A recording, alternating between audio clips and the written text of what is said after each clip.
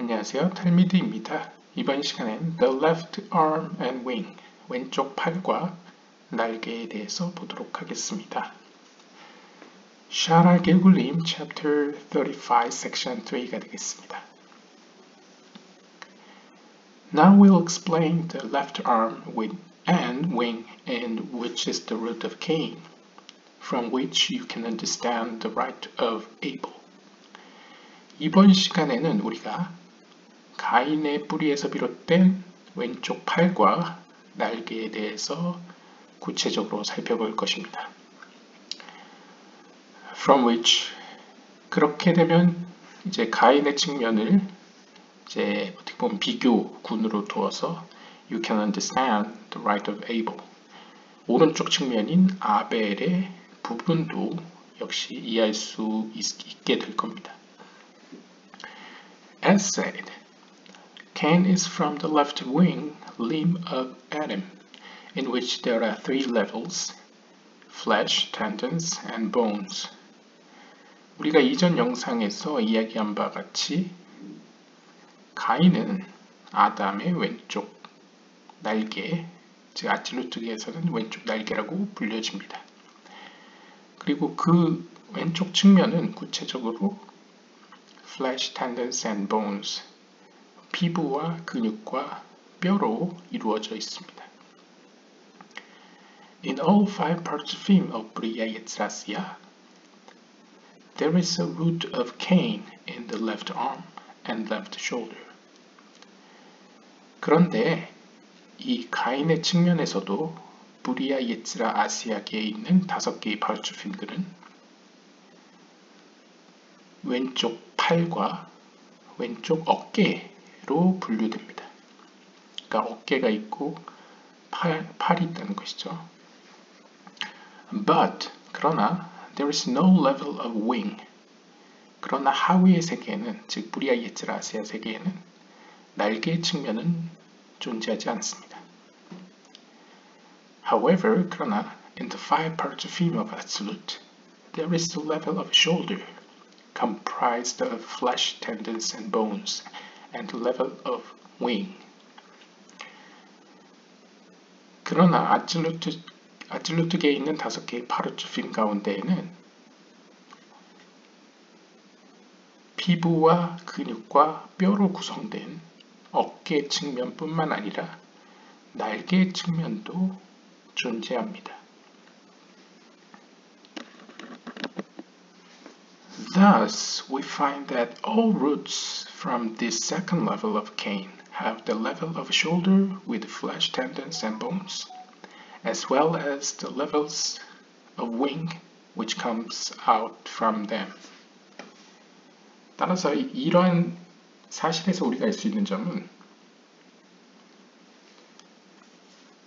브리아 예츠라 아시아 세계와 다르게 가인의 아칠루트 세계에 도달하는 영혼들의 경우에는 피부와 근육과 뼈로 이루어진 어깨 측면뿐만 아니라 날개 측면도 존재한다는 사실을 알 수 있습니다. 그리고 그 날개 측면은 어깨로부터 나타납니다. For they are as the feathers that emanate out of the shoulder limb. 즉, 다시 말하면 이 날개라는 것은 일종의 깃털들로서 그 깃털들은 어깨로부터 돋아납니다. 혹은 나타납니다. This is only in Atzilut and not Bria Yetzirasia, which only has the shoulder. 이러한 날개들로 혹은 깃털들로 구성된 날개들은 브리아 예츠라 아시아 세계에는 존재하지 않고 아칠루트 세계에만 존재합니다. 왜냐하면 브리아 예츠라 아시아 세계에는 최고 올라가봤자 어깨만 존재하기 때문입니다. 그러니까 브리아 예츠라 아시아 세계는 어떻게 보면 낮은 측면은 팔이라고 불려지고 높은 측면은 어깨라고 불려지죠. 반면에 아칠루트 세계는 낮은 측면을 어깨라고 부르고 높은 측면을 날개라고 부르기 때문에 아칠루트 세계에만 사용되는 용어라는 것이죠. We explained the left shoulder previously. 이 왼쪽 어깨에 대해서는 우리가 이전에 설명했기 때문에 여기서는 설명하지 않을 것입니다. Now we'll explain the wing. 따라서 여기서는 이제 날개에 대해 초점을 맞춰서 설명해 보도록 하겠습니다. The left wing, in which the roots of the soul of Cain reach the left wing in which the roots of the soul of Cain reach has 3,000 feathers, 1,000 large, 1,000 medium-sized, and 1,000 small ones. 이 가인의 영혼들이 속해 있는 왼쪽 날개를 우리가 자세히 살펴보면 3,000개의 깃털들로 구성되어 있습니다. 그 중에 1,000개는 큰 사이즈고요. 또 다른 1,000개는 중간 사이즈이고요. 마지막 1,000개는 작은 사이즈의 깃털들입니다. Within each feather, there are 150 hairs, which are the level of soul sparks. 그런데 각각의 깃털들은 또다시 150개의 털들로 구성되어 있습니다. 여기서는 이제 편의상 제가 이 hairs라고 써 있는 털을 이제 깃털이라고 표현하도록 하겠습니다. 그리고 feather, 깃, 이거는 깃으로 그냥 표현하겠습니다. 따라서 150개의 깃털들은 영혼이라고 보시면 되겠습니다. For each feather, there is one hole in the shoulder limb, in which the feather is wedged and from which it grows. 각각의 깃에는 어깨에 배정된 하나의 구멍이 있어서 그 구멍에 깃은 고정되어 있고 그 구멍으로부터 깃은 자라나게 됩니다. 그러니까 우리가 이제 머리털로 비유를 하면 머리가 자라는 모낭이라고 할 수 있겠죠. As well, every feather has at its upper end that is stuck into the hole a level of blood that is observed within it. 또한 모든 각각의 깃털들은 앞에서 이야기한 것처럼 자신들이 자라나는 구멍이 어깨에 있다고 했었죠. 그 구멍 안에 고정되어 있는 그 깃의 첨단 부분, 그러니까 앞에 피부에 숨겨져 있는 그 부분을 말하는 거겠죠. 그 부분은 일종의 a level of blood, 그러니까 피와 맞닿아 있어서 우리가 모발이 자라는 것도 영양분을 제공하는 그 혈관이 근처에 지나고 있겠죠. 그 혈관의 측면이 거기서부터 영양분을 공급받습니다. 그러니까 이제 고대 중세 사람들도 비슷하게 생각한 것 같습니다. 이 깃털이 자라기 위해서는 그 깃털에게 영양분을 제공하는 어떤 피가 그 주변에 흘러서 이제 서로 교류를 했다고 생각했던 것이죠. At the other end, above the head, there is a small section of tube that has no hair. 그리고 그 첨단 부분의 위쪽 부분, 어떻게 보면 이제 바깥 부분으로 좀 더 올라가면 그곳에는 작은 튜브가 존재하는데 그 튜브에는 털이 달려있지 않습니다. 제가 동물학자는 아니어서 자세히는 모르겠지만 보통 이제 새의 깃털을 우리가 생각해 보면 새의 깃털이 한쪽으로는 깃털이 어떻게 보면 무성하게 자라 있지만 그 피부에 박혀 있는 피부 쪽을 향하는 부분은 깃털이 없죠. 그래서 제가 생각할 때는 앞에서 표현한 것은 이제 깃털이 자라기 시작하는 그 피부에 박혀 있는 부분을 이야기한 것 같고요. 그 다음에 이 두 번째 부분은 그 깃털이 이제 구멍에서 나오려는 그 입구 쪽에 있는 나오려고 하는 그 순간에 있는 부분으로 표현한 것 같습니다. 근데 차이점이 있다면 앞에 거는 어떻게 보면 혈관, 주변에 지나는 혈관으로부터 영양분을 공급받는 입장이라면 두 번째 부분은 튜브관 같은 게 있어서 깃 전체에다가 그 영양분을 공급하는 중요한 중간 매개체가 되는 기관이라고 볼 수 있겠죠. 비유적으로 이야기하면 첫 번째 나온 건 우리의 입을 중심으로 한 머리 부분이라고 할 수 있겠고요. 그 다음에 두 번째 부분은 일종의 우리의 식도와 위를 포함한 소화기관, 거기서부터 모든 게 이제 영양소가 이제 몸 전체로 퍼지지 않습니까? 그러니까 혈관에 비유할 수 있을 것 같습니다.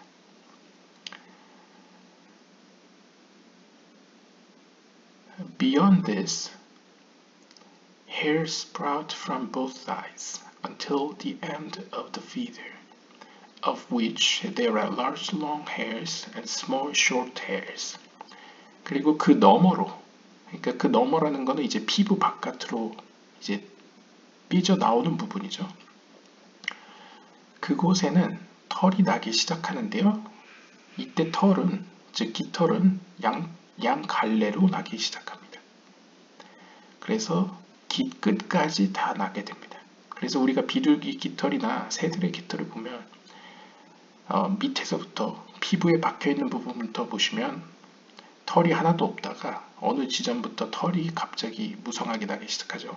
그런데 되게 예쁘게 양 갈래로 가지런하게 털이 자라나지 않습니까? 그걸 상상해 보시면 될 것 같고요. 근데 깃털에도 긴 털이 있고 짧은 털이 있죠.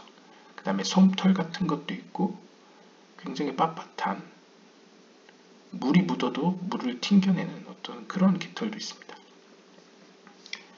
The small hairs are the soul sparks of the small children who died young. 여기서 이제 약간 신학적인 해석을 하는데요. 깃털에도 작은 깃털이 있고 큰 깃털이 있는데 작은 깃털의 경우에는 이 땅에서 젊은 나이에 죽게 된 어린 아이들의 영혼을 의미합니다. There are many levels among them, for none of the small hairs are the same length, as is understandable. 그런데 짧은 깃털들 사이에도 그들의 길이는 서로 다 다릅니다. 이에 대해서는 우리가 어느 정도 생각해 보면 이해하실 수 있을 겁니다. 그러니까 우리가 이제 새의 깃털을 보더라도 이 길고 짧은 거는 사실 우리의 약간 주관이죠. 뭔가 기준을 정하지 않는다면요. 근데 상대적으로 그냥 짧다라고 여겨지는 깃털들을 나란히 비교해 봐도 상대적으로 어떤 깃털은 너무 짧은 것도 있고 어떤 깃털은 적절히 짧은 것도 있고 어떤 깃털은 짧긴 짧은데 긴 것 같기도 한 깃털도 있다는 것이죠. 그러니까 제각각 다 길이가 다르다는 것이죠. 그것은 마치 이 땅에서 어떤 아이들은 태어나자마자 불행하게 죽는 경우도 있고요. 어떤 아이들은 뭐 1살 때, 뭐 2살 때, 3살 때, 몇 개월 때 이렇게 어린 나이에 죽는 아이들도 있다는 것이죠. Likewise, 마찬가지로 there are many levels among the large hairs, and the length of the hair determines the number of years of a particular soul in this world. 마찬가지로 큰 깃털들의 경우에도 그 길이는 각각 다 다릅니다.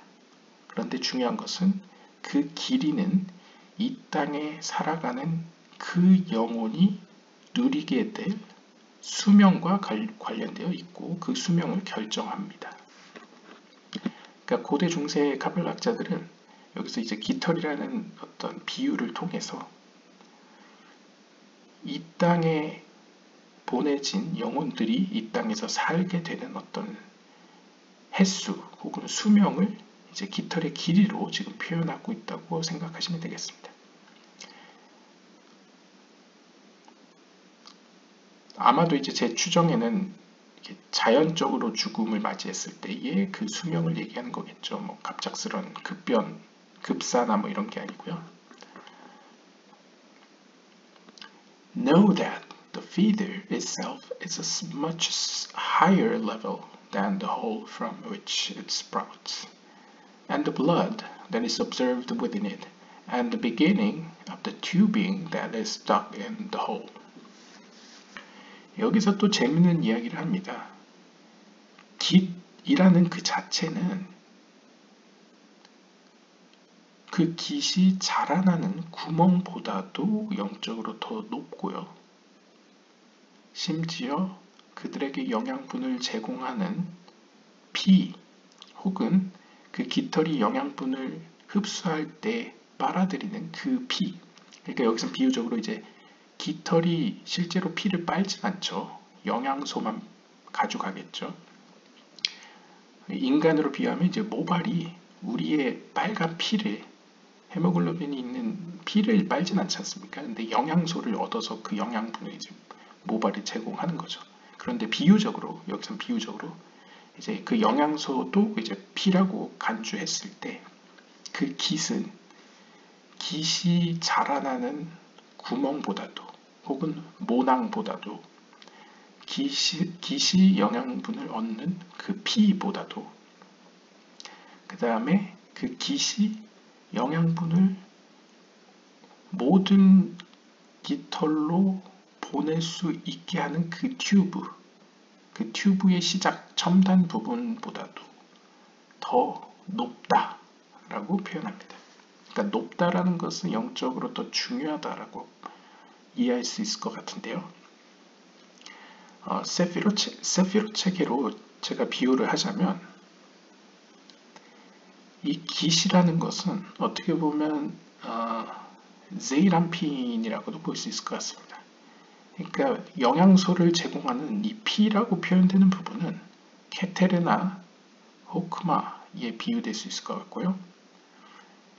그 다음에 그 구멍이라는 것은, 그 모낭이라는 것은 어떻게 보면 양육하고 그 깃이 자라날 수 있는 터전이 되는 어떤 측면이기 때문에 비나에 비유할 수 있을 것 같고요.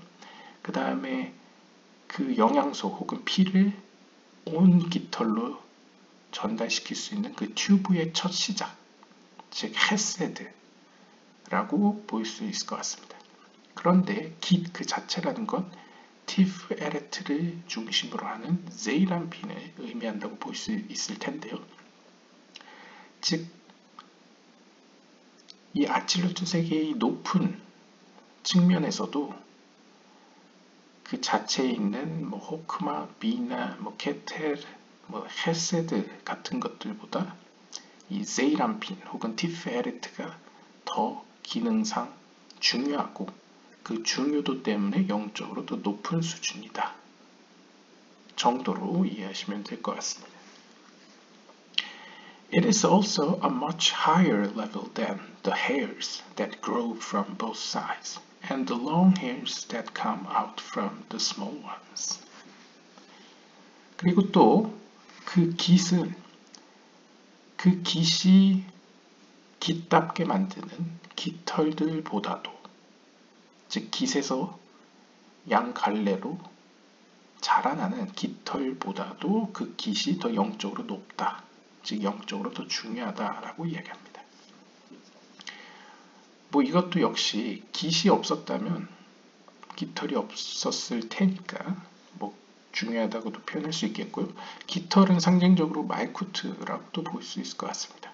혹은 네짜흐와 호드라고 할 수도 있겠죠. 뭐 그건 해석자에 따라 다르겠고요. 그런데 뒤에 재밌는 문장이 있습니다. And the long hairs that come out from the small ones. 긴 털들은 작은 털들로부터 나옵니다. 우리가 앞에서 봤듯이 긴 털은 긴 털이고 작은 털은 작은 털이었죠. 그런데 왜 마지막 문장은 긴 털이 작은 털에서 나온다, 혹은 작은 직역을 하면 작은 것들에서 나온 긴 털들이라고 표현합니다. 왜 이런 표현을 했을까요? 물론 영어로 해석한 것은 이게 주석가가 한 문단으로 묶었지만 제 개인적으로는 이것이 앞에 있는 내용들을 함축해서 그것에 대한 힌트를 제공한다라고도 볼 수 있을 것 같습니다. 즉 우리는 이런 질문을 할 수 있죠. 아니 왜 지금 전체적으로 본다면 어깨보다 날개가 더 영적으로 높다라고 이야기하고 그 날개 내에서도 깃털이 아니 깃에서 자라나는 깃털보다도 높다라고 하면서 동시에 그 깃이 자신을 낳고 자신을 자라게 한 자신을 존재케 한 그러니까 깃의 입장에선 아바 베이마 아버지와 엄마 같은 부모 같은 그 구멍, 모낭이라던가 피, 영양소라던가 혹은 튜브, 시작 부분 그것보다도 깃이 더 영적으로 높다라고 표현합니다. 그러면 어떤 의미로 모순되죠. 왜냐하면 깃은 깃털보다 큰데 또한 깃은 자신을 낳은 어떤 구멍이나 그 모낭이나 영양소 피보다 더 크다고 하니까요. 마찬가지로 날개가 어깨에서 자라나는데 어깨보다 날개가 더 높다고 합니다. 이것은 우리가 카발라에서 많이 사용하는 카트누트와 가들루트의 상태의 차이점으로 이해하실 수 있겠는데요. 보통 카트누트라는 것은 히브리어로 자금이라는 뜻이고요. 그 다음에 영어로 하면 smallness겠죠. 그 다음에 가들루스는 greatness라고 볼 수 있습니다.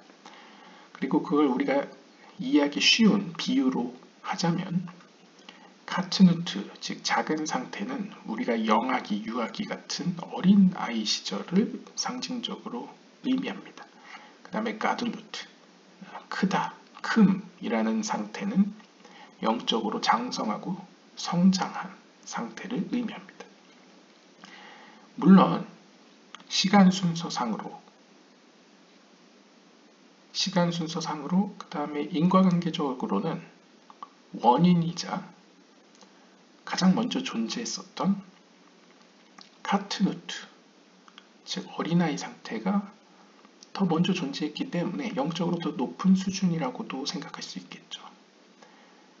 물론 순서상으로는 영적으로 높은 수준이라고도 볼 수 있겠지만 궁극적으로 여기서 중요한 건 하나님이 원하는 완성된 모습이 무엇이냐라고 볼 수 있겠습니다.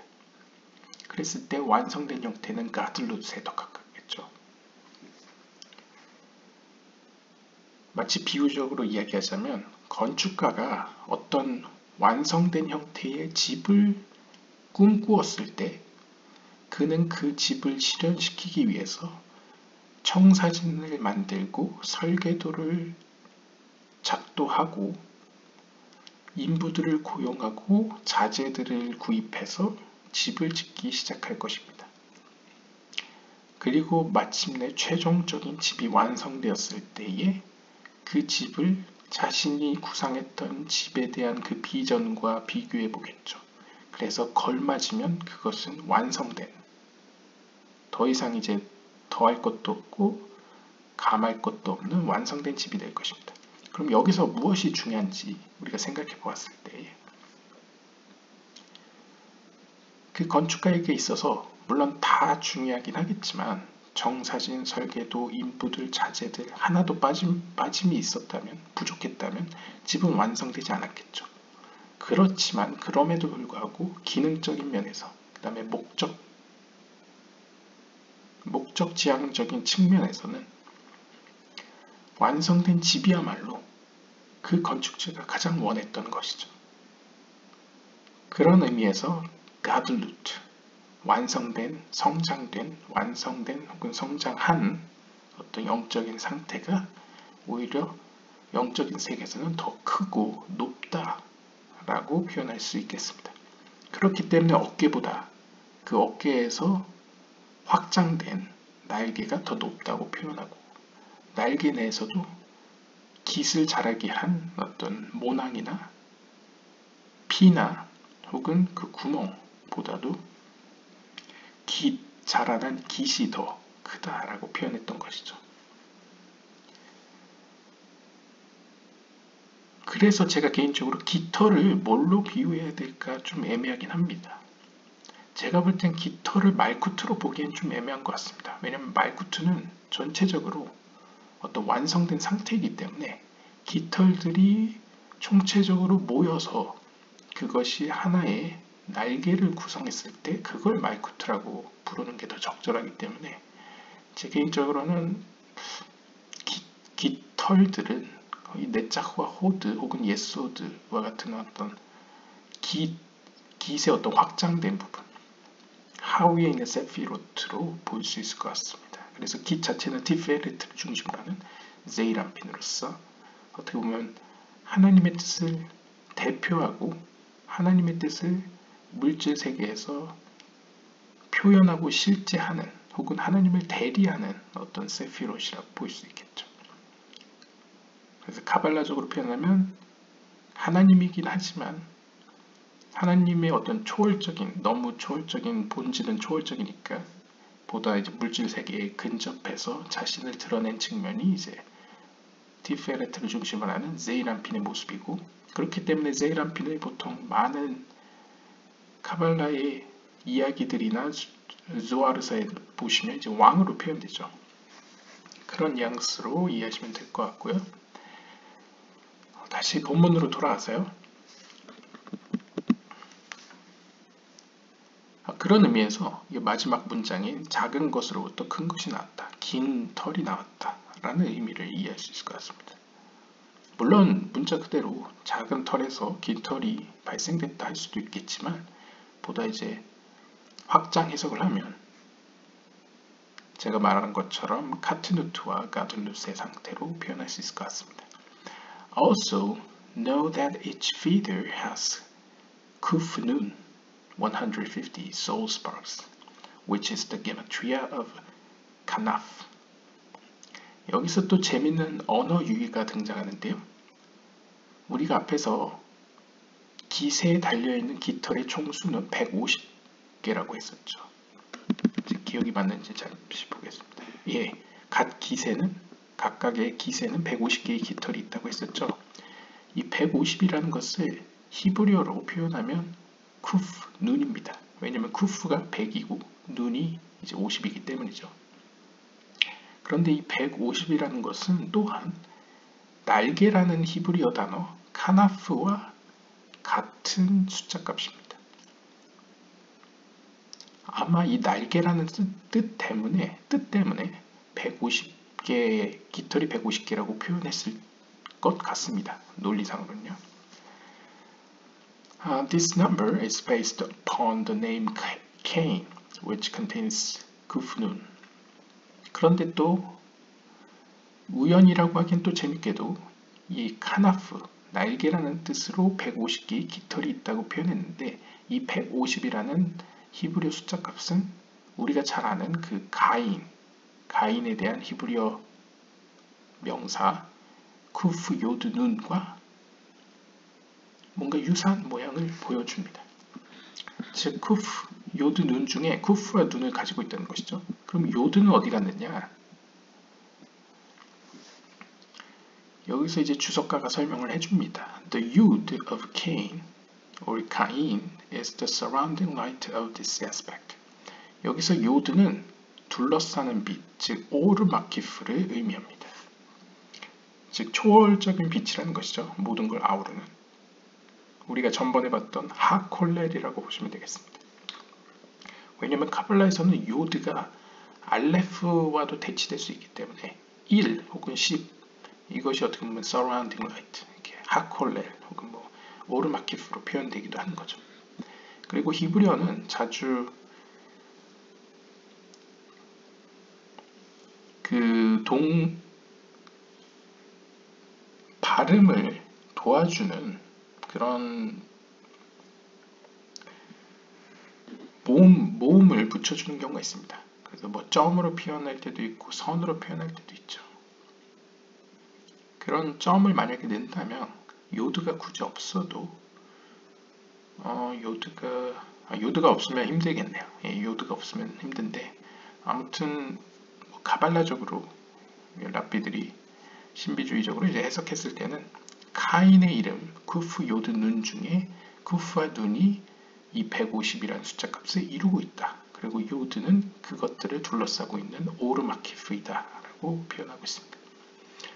However, 그러나 the right wing is the level of Abel, and it divides in another way based upon his name as follows. 그러나 우리는 아벨의 측면도 있다는 사실을 잊어서는 안 됩니다. 제가 좀 의역을 합니다. 이 아벨의 측면은 가인의 측면과 좀 다른 방식으로 나누어지게 됩니다. 그에 대해서는 바로 다음 문단에서 설명하겠습니다. Each feeder divides into hay sections, and each section incorporates lamed bet sparks, which is hebel, hay times lamed bet. 이것도 굉장히 언어 유희적으로 재미있는 표현인데요. 아벨의 측면에서는 어떤 식으로 깃털이 존재하느냐? 아벨의 측면에서는 각각의 깃털들이 5개의 그룹으로 묶여진다고 합니다. 그러니까 5분할이 되는 것이죠. 그리고 각각의 그룹은 혹은 각각의 섹션은 32개의 영혼들로 구성된다고 합니다.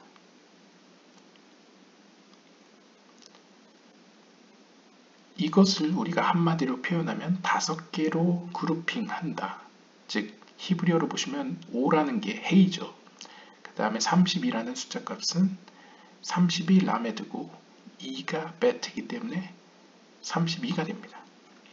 그래서 이 히브리어 단어들을 합쳐보면 우리가 아벨이라고 부르는 히브리어 이름 헤벨이 등장합니다. 즉 헤벨이라는 이름은 여기서는 5 곱하기 32가 되는 것이죠. 자, 그럼 5 곱하기 32는 150이 아닙니다. 그쵸? 160이죠. 그것에 대해서 아마 뒤에 설명이 나오면 그때 설명드리겠습니다. There are also 150 sparks, just as is the case with the sparks of Cain, except that the 150 sparks of Cain in each feeder itself subdivide into 150. 일단 여기서 제가 잠깐 설명드리면 150과 160은 어떤 의미로는 크게 문제가 되진 않습니다. 카발라에서는 되게 웃기지만 왜냐면 앞에서 요드가 오르마키프라고 둘러싸는 빛으로 표현했지 않습니까? 그러니까 헤벨의 숫자값이 160이라고 한다면 150 플러스 10을 해서 그 10을 마치 오르마키프와 같이 해석을 했겠죠. 그러니까 아마 이 글을 쓴 저자가 크게 문제를 삼지 않는 것으로 여겨집니다. 아무튼 중요한 것은 다시 돌아와서 가인의 경우에는 아벨과 다르게 150개의 각각의 깃털들은 또 자체적으로 150개의 하위 깃털들로 나누어집니다. 즉 가인의 경우만, 가인의 측면만 150 곱하기 150이라는 식으로 분할한다는 것이죠. However, 그러나 in the case of the sparks of Abel, 아벨의 경우에는 which divide into 5 sections, each section contains only 32 sparks. 아벨의 측면에는 가인과 다르게 5개로 구분되고 각각의 구분은 32개의 영혼만 갖습니다. 그래서 결국 5 곱하기 32, 160만 갖는다는 것이죠. 요약하자면 가인의 측면은 150 곱하기 150의 모습을 보이고요. 아벨의 측면은 5 곱하기 32의 모습을 보입니다.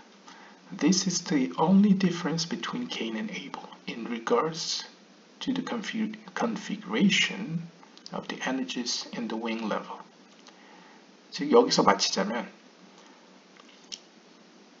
가인과 아벨의 세계에서는 우리가 알다시피 무리아 예츠라 아시아 세계에는 팔의 측면과 어깨의 측면이 있었죠. 반면에 무리아 예츠라 아시아 세계보다 높은 아칠루트의 세계에는 어깨와 날개 측면이 있습니다. 그런데 이번 시간에는 날개 측면을 지금 살펴본 것인데요. 이 날개의 측면에 있어서의 돌아가는 영적인 에너지의, 과학적으로 표현하면 에너지의 양을 살펴보면 아벨의 경우에는 5 곱하기 32의 모습을 보이고요. 가인의 경우에는 150 곱하기 150의 모습을 보인다는 것이죠. 이 둘의 차이점만 존재한다는 것이죠. 그러니까 다른 점들은 다 유사하다는 것이죠. Even though 5 times 32 equals 160.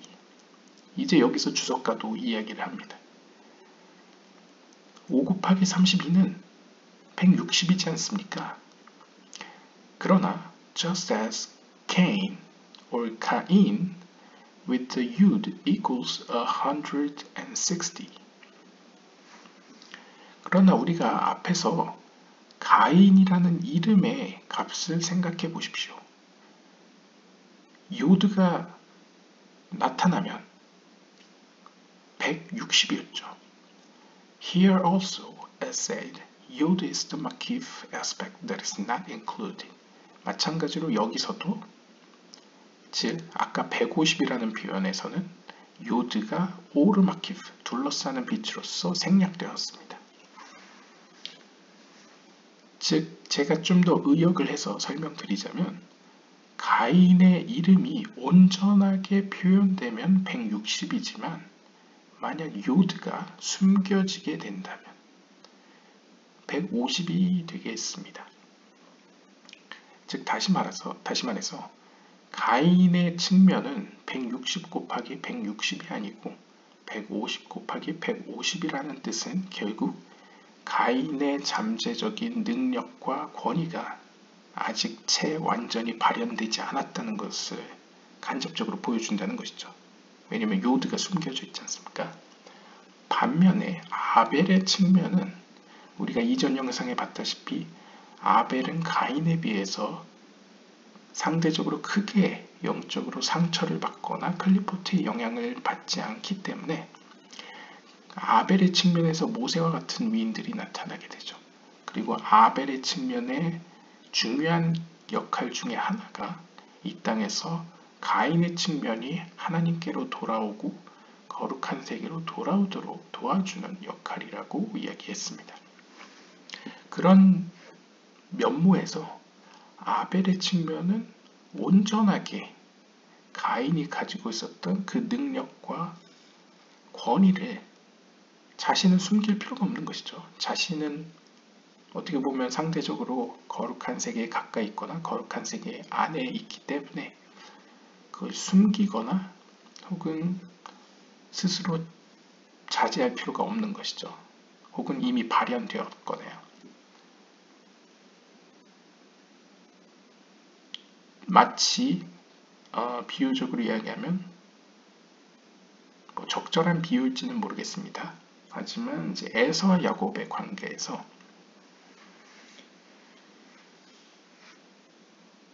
야곱이 이제 에서를 속여서 장자권을 뺏고 하지 않습니까? 우리식 한국식으로 표현하면 단팥죽, 죽 사건으로 말미암아서요. 그게 보통 이제 렌틸콩 스프였다 그러죠. 그 사건에서 마치 장자권이 야곱에게 옮겨지듯, 그러니까 비유적으로 보면 이 야곱의 측면은 어떻게 보면 아벨의 측면이라고도 비유할 수 있겠죠. 그 다음에 에서의 모습은 약간 가인의 모습과도 겹칠 수 있겠고요. 그러니까 어떻게 보면 장자로서 갖고 있던 어떤 어떤 원래의 어떤 힘과 어떤 능력이 자기 자신은 이제 수축되거나 혹은 절제되거나 제한이 걸리게 되었고 어떻게 보면 숨겨졌다고 표현할 수 있겠죠. 반면에 아벨의 측면 혹은 야곱과 같은 모습은 그것을 자기 안에서 어떻게 보면 승화시켜서 꽃을 핀 혹은 그 능력을 사용할 수 있는 자격을 하나님으로부터 얻은 그런 느낌이라고 볼 수 있기 때문에 가인이라는 이름이 상징적으로 어떤 영적인 높은 수준의 힘이라고 했을 때 그 가인의 힘이 아벨의 측면에서는 숨겨짐 없이 드러났다는 것이죠. 그러니까 활용된다는 것이죠. 그것이 아벨이라는 이름이 가지고 있는 160이라는 숫자 값을 보여준다. 즉 5 곱하기 32의 모습을 보여준다. 뭐 이 정도로 이해하면 될 것 같습니다. 더 요약하면 가인의 측면에서 요드가 숨겨져 있고 아벨의 측면에서 요드가 드러나 있다. 뭐 이렇게 보시면 될 것 같습니다. 마지막 문단을 보시면요. Cain comes from the left Gevurah side, whose nature is to constrict and divide. 여기서도 약간 관련된 이야기를 하죠. 테필랏 크리앗 하쉐마 우시모네스레 의 기록에 따르면 가인은 왼쪽 측면인 게브라의 측면에서 비롯되었기 때문에 그의 성품 혹은 그의 성질은 to constrict, 뭔가 자기 스스로 수축을 하고, 그러니까 자기의 능력과 힘을 어떻게 보면 절제하고 뭐 자의든 타의든 하여튼 절제할 수밖에 없고 and divide, 나눠지게 된다는 것이죠. Therefore, 따라서 가인의 측면만 separate again into 150. 가인의 측면만 또다시 150으로 분화되게 됩니다. 그러니까 이제 주석가는 여기서 왜 가인만 150 곱하기 150이고 아벨은 5 곱하기 30이냐. 그 이유는 가인은 여전히 아직도 현실에서 그 요드가 의미하는 어떤 온전한 능력, 거룩한 하나님이 최초에 부여하셨던 그 능력을 발휘하지 못하고 있다는 것을 이제 암시한다고 했었죠. 그 상태가 계속 이어지니까 어떻게 보면 상징적으로 150 곱하기 150으로 표현한 것 같고요. 반면에 아벨은 가인의 입장에서는 축복의 통로이자 회복할 수 있는 기회이기 때문에 사실 5 곱하기 32도 자세히 보시면 5라는 것은 상징적으로 영적인 세계의 5개의 세계, 아담 카드몬, 아칠루트 브리아 예츠라 아시아, 이 어떻게 보면 영적인 세계의 카브, 그 빛이 통과하는 그러니까 동글동글한 비조 세계의 정 가운데를 뚫고 들어오는 하나님부터 오는 그 무한한 빛, 그 빛에 의해서 형성된 5개의 바르초핌과도 같고, 그 다음에 곱하기 32는 10개의 세피롯과 22개의 히브리 알파벳으로 구성된 32개의 지혜의 길을 우리가 생각나게 하기 때문에 아벨의 모습을 정말 잘 보여주는 것이 5 곱하기 32. 그리고 재밌게도 5 곱하기 32가 이름 그대로 되어서 헤벨, 아벨이라는 이름이 되었다는 것도 나름 의미 있는 포인트라고 여겨집니다.